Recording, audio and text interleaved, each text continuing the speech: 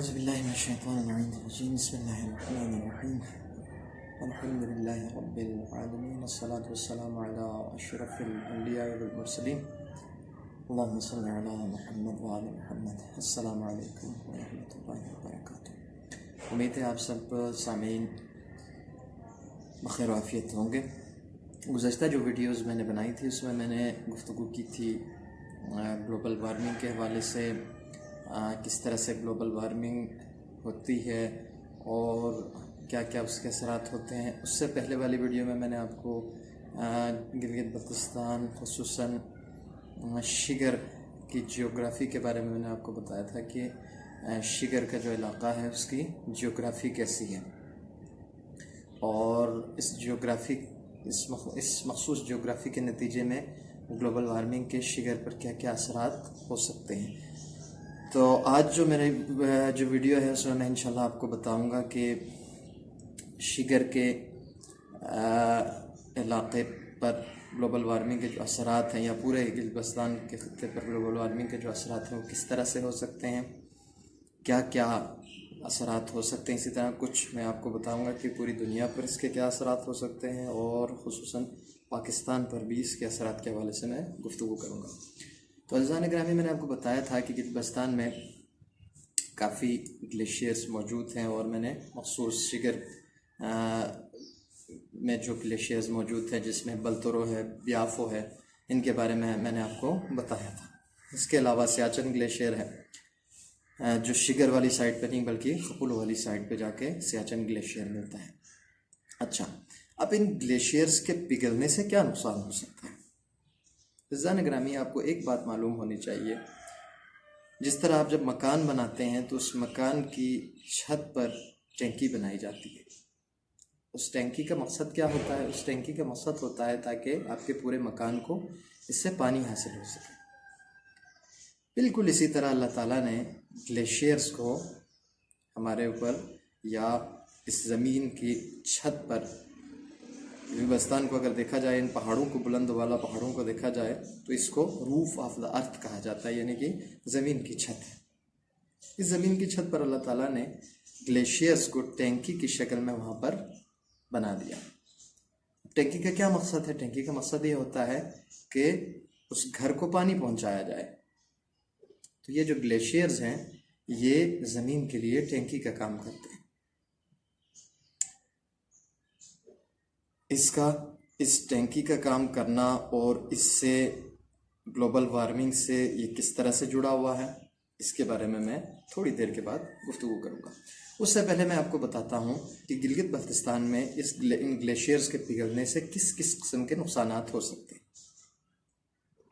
जो सबसे पहला नुकसान है वो कुछ इस तरह से है कि अगर ये ग्लेशियर्स पिघलेंगे, दर्जा हरारत जैसे जैसे, चूँकि ग्लोबल वार्मिंग से पूरी दुनिया का दर्जा हरारत में क्या हो रहा है, इजाफा हो रहा है, ग्रेजुअली दर्जा हरारत में इजाफा हो रहा है। इस इजाफा होने के नतीजे में क्या होगा, इस इजाफे के नतीजे में ग्लेशियर्स पिघलना शुरू कर देंगे।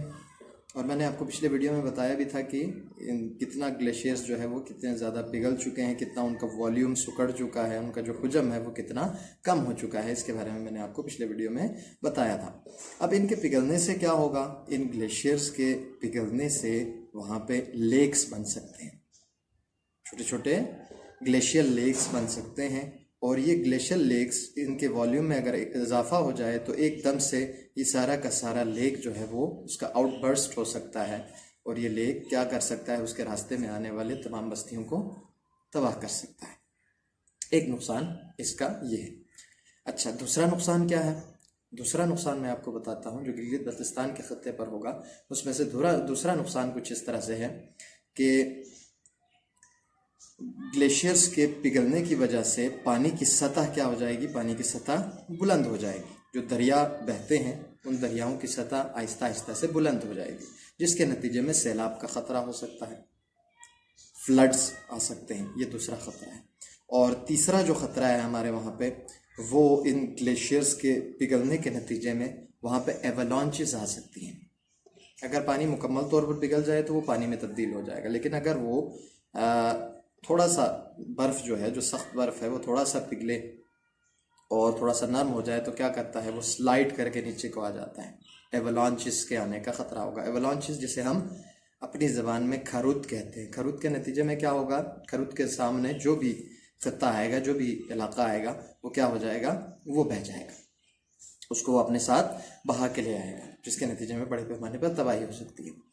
इसके ये तीसरा नुकसान है। और जो चौथा नुकसान है उसका वो क्या है, चौथा नुकसान ये है कि हमारा जो खत्ता है वो, उसकी जो ज़मीन है वो सारी की सारी ज़मीन क्या है, वो रेतीली ज़मीन है, डेजर्ट है। हमारा इलाका ज़्यादातर डेजर्ट है, रेतीली ज़मीन है। रेतीली ज़मीन की ख़ुसूसियत ये होती है कि वो उस पर अगर ज़्यादा पानी पड़े तो वो ज़मीन उसको रिटेन करके नहीं रख सकती, वो ज़मीन क्या हो जाती है, खुद ही बह जाती है। ज़मीन खुद भी उसके साथ, उस पानी के साथ बह जाती है, जिसे हमारी ज़बान में हम क्या कहते हैं, लैंड स्लाइडिंग कहते हैं। हम कहते हैं ना श्वाक औसत, अपनी ज़बान में अगर मैं कहूँ तो श्वाक औसत कहते हैं, इसको कहते हैं लैंड स्लाइडिंग।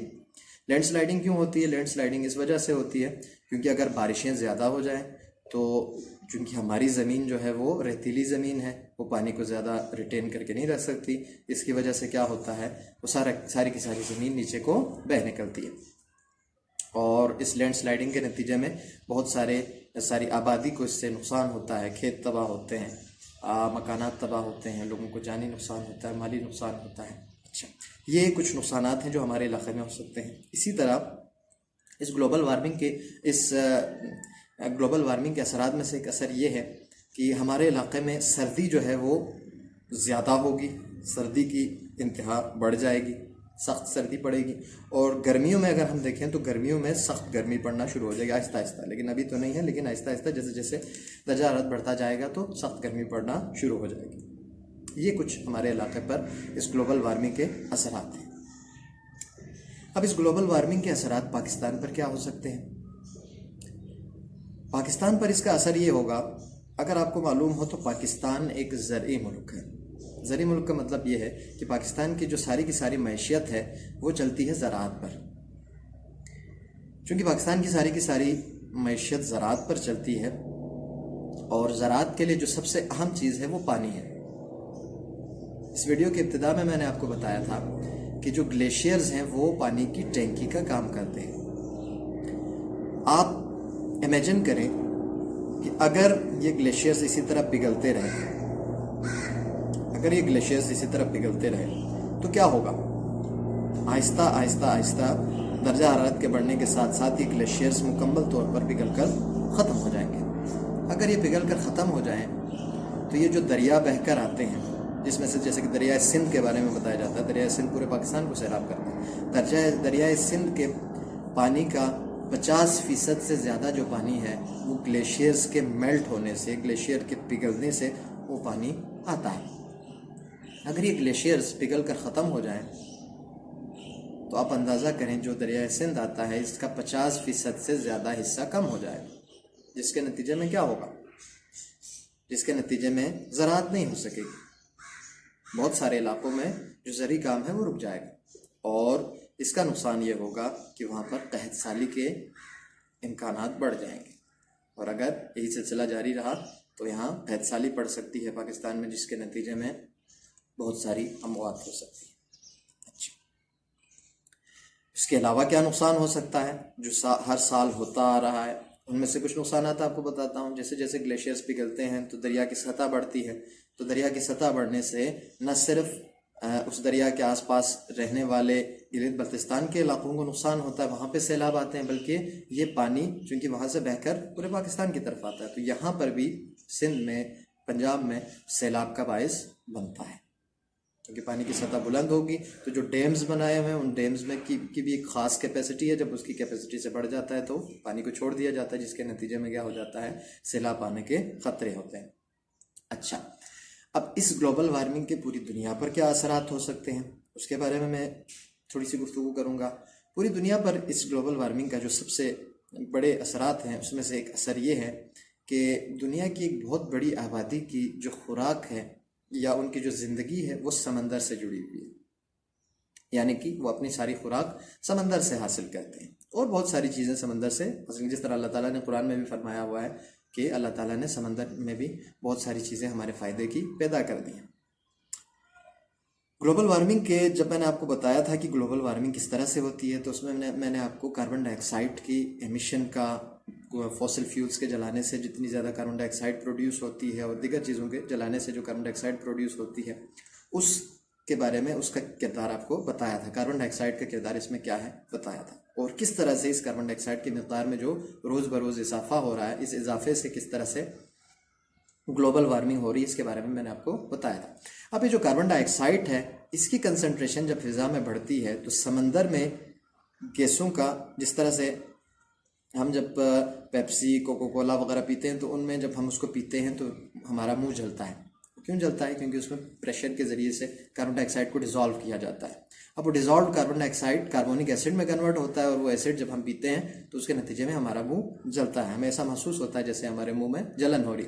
इसी तरह से समंदर के अंदर भी जैसे जैसे फिजा में कार्बन डाइऑक्साइड की कंसंट्रेशन बढ़ती जाएगी, तो समंदर के अंदर भी क्या हो जाएगा, कार्बन डाइऑक्साइड की जो एब्जॉर्प्शन है वो बढ़ती जाएगी। अब जो समंदर के पानी में कार्बन डाइऑक्साइड की एब्जॉर्प्शन बढ़ेगी तो इससे क्या होगा, इससे समंदर का पीएच वो क्या होगा, बढ़ता है, वो कम होता जाएगा। समंदर का पीएच कम होता जाएगा। कार्बन डाइऑक्साइड के डिजोल्व होने से समंदर का पीएच कम हो जाता है। अब ये पीएच कम होने से क्या होता है, पीएच किसे कहते हैं? पीएच तेजाबियत के मेजर के लिए इस्तेमाल किया जाता है। अगर हमने तेजाबियत नापना हो तो उसके लिए एक पैमाना है, इस पैमाने को पीएच कहते हैं। जब क्या होता है, कार्बन डाइऑक्साइड समंदर में डिजोल्व होती है तो समंदर का पीएच गिर जाता है, यानी कि उसकी तेजाबियत बढ़ जाती है। पीएच कम होता है, लो पीएच तेजाबियत को जाहिर करता है, तो पीएच कम होने से क्या हो जाता है, तेजाबियत बढ़ जाती है। अब तेजाबियत बढ़ेगी तो समंदर में जितने भी जानदार रहते हैं, ख्वाह वो पौधे हों ख्वाह वो जानवर हों, सबको क्या होता है, नुकसान होता है। सब एक खास पीएच पर रहते हैं। आप अंदाजा करें, अगर आपके पानी में तेजाब शामिल कर दिया जाए तो आपके साथ क्या होगा।